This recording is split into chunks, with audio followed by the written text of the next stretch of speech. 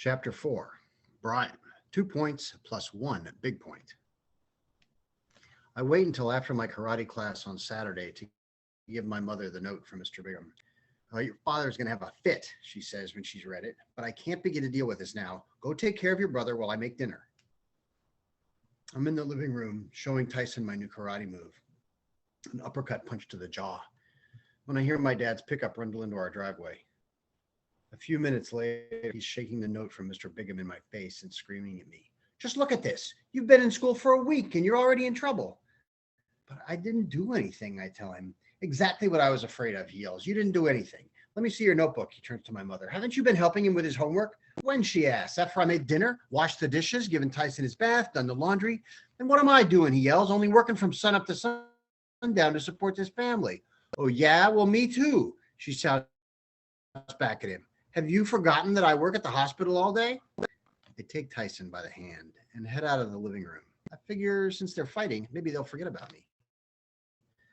My father switches his glare from my mother to me and shouts, come back here. Where's that notebook? I hate when my parents yell at me in front of Tyson. I don't want him to find out what a jerk I am. Tyson pulls on my hand and begs, karate, play karate.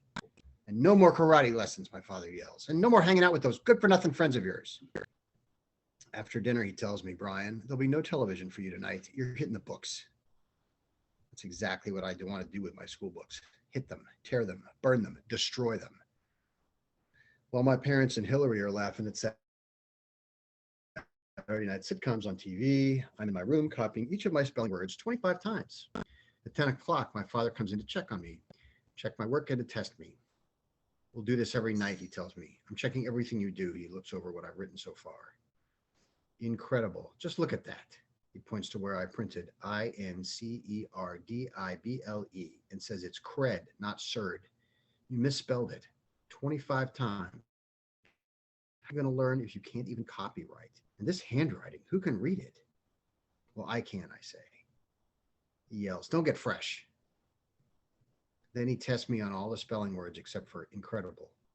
I get 2 right and 10 wrong. Later, as I'm falling asleep, I think, my father is an incredibly mean man, and I'm an incredibly stupid boy. I'm also incredibly surprised at our meeting with Mr. Bigham on Monday morning. After he shakes hands with my mother and father, he says, I've asked you here to tell you how bright your son is and to discuss ways when we can help him use his intelligence to improve his schoolwork. Brian is a very smart young man. Brian, smart? My father looks confused. Me, I say? I've always told you he was smart, my mother tells my father. I've always told you he was lazy, my father tells my mother. Are my parents going to start arguing in front of Mr. Bigham?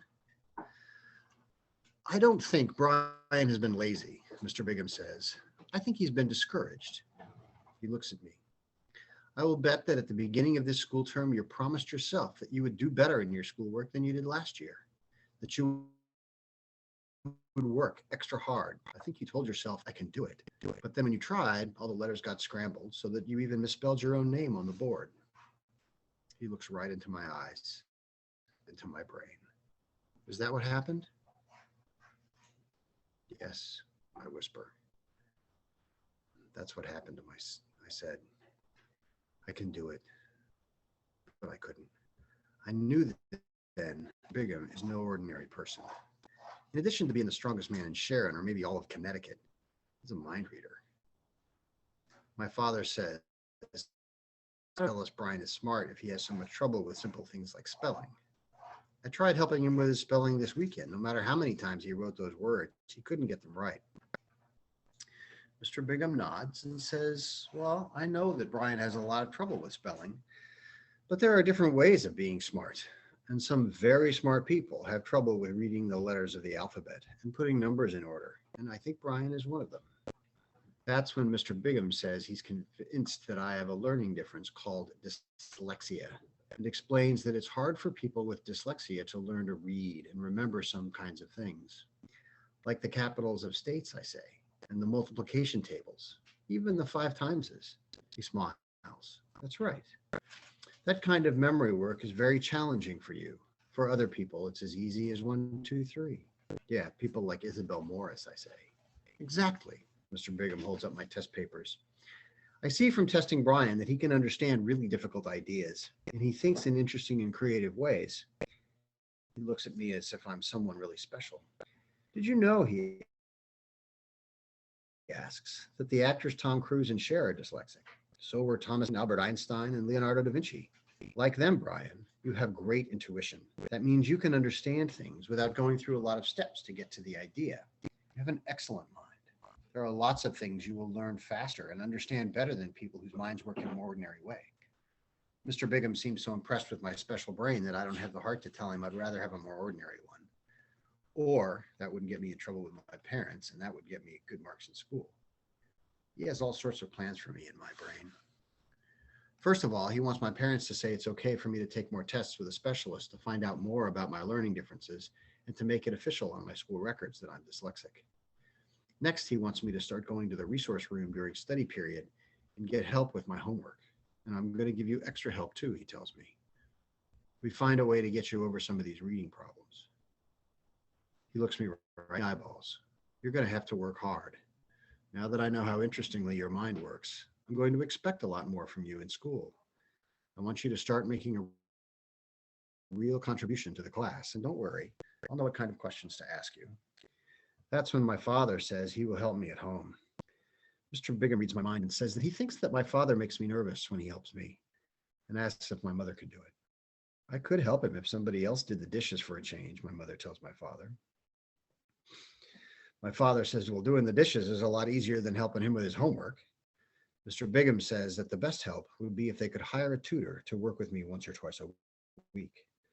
My father says we can't afford that. And besides, it's up to the school to help me. That's what he pays taxes for. I'm a little embarrassed that he says that, but Mr. Bigham agrees with him. Both my parents says it's okay for me to take special tests. Now tell me, Mr. Bigham says, what are some of the things that you like to do, Brian? What are you good at? My mother answers for me. Brian's good with his hands. He can design and build brilliantly, just like his father and grandfather. She tells him all about the fancy birdhouses I made with Grandpa Al when I was only 8, and how we sold them at the August craft fair on the town green. Mr. Bigham thinks that's a big deal, but he shouldn't be good at book learning, my father says. That's what we're here to talk about. What about sports, Mr. Bigham asks? Physical activities, soccer and swimming. My mother's answering for me again, but Mr. Bigham's looking right at me. Anything else, he asks. Karate, I answer. I'm a brown belt. A brown belt at your age, he says. That's pretty impressive. Listen to me, Brian. No matter how much extra work we load on you, be sure to leave time for building and karate. Promise me that, will you? I look at my dad. He shrugs and nods. I smile at Mr. Bigham and say, sure, why not? Later at the beginning of recess, the Jokers Club beats the 7th graders to the soccer field. For a couple of minutes, we have the whole field to ourselves. Oh, you must be in big trouble with Mr. Big, John yells at me as we take positions. I saw your mother and father in the hall. Dan throws me the ball. I'm about to tell them that I'm not in trouble, but decide that they probably aren't very interested in how smart I am. What would I say? Guess what? I really am Brian the Brain. Yeah, then I'd get teased for sure. None of us do good in school, which is part of why we're such good friends. Hey, man, I say as I kick the ball to Richie. I can handle it. But I wonder, can I? That night, when I get in bed, I lay awake in the dark for a long time, thinking about the meeting with my parents and Mr. Bigham. He said I'm smart, that I'm a good thinker. I remember times in school when I knew the answer before the other kids, but just didn't say it out loud. I remember the time during 5th grade science class when we studied how an internal combustion engine works. I knew how it worked as soon as I looked at the thing. I just couldn't have explained it to everyone else the way the teacher did, so no one knew that I knew. But now, because of the test, Mr. Bigham knows I know how to think about a lot of things. For a while, I wonder what my friends would do if they found out I was smart. Would we still be friends? I fall asleep. Need be to get good grades, to be a good reader, and to know answers in my classes. More answers than even Isabel Morris. And how great it would be to learn anything I wanted to become anything I wanted to be, a doctor, a lawyer, a scientist who understands everything about the Canada goose. The next day, during first period science, Mr. Bigham announces a project that won't be due for months, but that we will start working on right away. It's an animal life project, he explains. Each of you is to pick up an animal that you're interested in knowing more about. You will learn all that you can about the animal and report it to the class. Then he asks us what we think would be the best way to learn about an animal. Any ideas, Brian? He asks. Well, that surprised me. But I think for a moment about the Canada goose and say, watch them, see how they can with each other. Very good, Mr. Bigham says. He writes on the board, field study. Isabel raises her hand. Reading, she says. Mr. Bigham writes that on the board, while Isabel tells the class about all the research she would do by reading books and magazines. She even says what part of the library she'll use. Mr. Bigham says that by the end of the day, we should each turn in a paper with the name of the animal we will study on one side and our own name on the other. I already know my animal. The next period is journal writing. As we open our journals, Mr. Bigham reminds us, write whatever is on your mind. Maybe you want to write down some of the ideas you have about your animal life project for science. And if you have trouble with spelling or any of the mechanics of writing, don't worry about that during journal writing. Just get your ideas down in any form you can. He looks right at me. Understood? I nod, and then I write on the first page of my journal. Canada geese are smart. I don't know how they are smart. I just know they are. They have a way to live that is smart for them. I like them. I hear some honking over at the school as I write this. They're going south for the winter. They have to go a sense direction. I have an awful sense of direction and don't know left from right sometimes. When I get older, I want to travel, but what if I get lost all the time? The next day, I spend the whole morning at the high school taking tests with Dr. Ruth Jenner, who knows all about dyslexia. It's a long time to be taking tests, but they're not as hard as I thought they'd be. When I met up with the other jokers at lunch, I tell them I missed school because I had a doctor's appointment. That afternoon, Mr. Bigham says, resource room people, let's put a move on. Every day during study period, 3 of the kids in our class go to the research room. Jay Kim, a Korean boy who doesn't know English very well. Jenny, who's deaf. And Leonard, who's not so smart since he hit his head in a bike accident. He wasn't wearing a helmet. I always wear my helmet when I ride my bike, but I still have to go to the resource room. I get up to follow the others out of the room. John looks pretty surprised when I pass his desk. I hunch over, walk with my feet pointed out like a duck, and pull a dumb-looking face. He thinks what I want him to think, that I'm making fun of going to the resource room. He laughs. Dan and Richie laugh too, and so do a few other kids. The Joker Club members scratch their heads. Mr. Bigham doesn't laugh or say anything. He just looks at me and raises his right eyebrow. I stand up straight and leave the room as fast as I can without running. The resource room is smaller than a regular classroom, which is okay because there are only a few kids in there at a time. Ms. Crandall starts out by talking to each kid. When she gets to me, she asks what's my biggest problem is with homework. Social studies, I tell her. She asked to see the notes I took in class that day. And right away, there's a big problem. Neither one of us can read what I wrote. I can't listen and write at the same time, I tell her. A lot of people have that problem, she says. See me at the end of the session. I have something that will help you. When the bell rings and Jenny, Jay, and Leonard have left, Mrs. Crandall reaches into her desk drawer. This should help you with note taking, she said. And she pulls out a tape recorder and hands it to me. I stare at it. How's a tape recorder going to help? She explains that from now on, I'll sit in the first row in social studies and record the part of class when everybody is taking notes.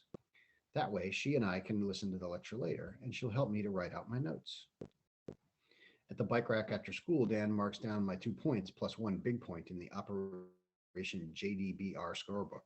Oh man, you're way ahead, John tells me. How do you do it? It's easy. I'm just myself. I screw my body and face back into my idiot look, and they all laugh again. Richie pats me on the back. Poor Toomey. You got to go to the retard room. John says, hey dudes, let's go over to the hideout now. There's still some of those pretzels. We'll pick up sodas on the way. I can't, man, Dan tells him. I got to go right home. My father said. Yeah, count me out, I say as I get on my bike. I got to do something for my mother. way am I going to tell them that can't go to the hideout room because I have to go home and study, or that I have to use a tape recorder in Mr. Dither's social studies class because I can't even copy notes off the board right?